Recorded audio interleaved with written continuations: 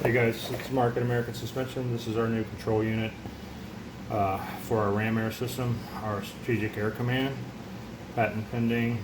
It's a pneumatic air control. Simple mount. You got one bolt. You're going to stick it through your firewall hole. There's a hole right there. We've got a 5/16 Allen. Just going to line it up.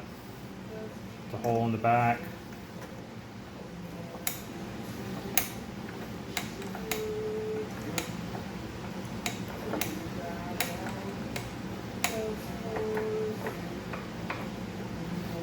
That. Work it down.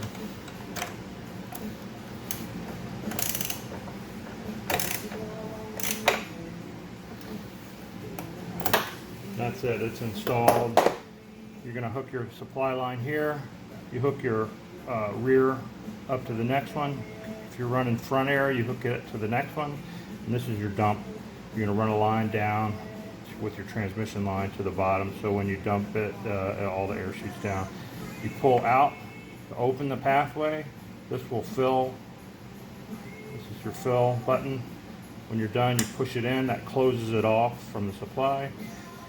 And this is your dump. So you would pull it out again if you want to dump, and you press this. Simple as that. Just hose hookup, no wires. Simple.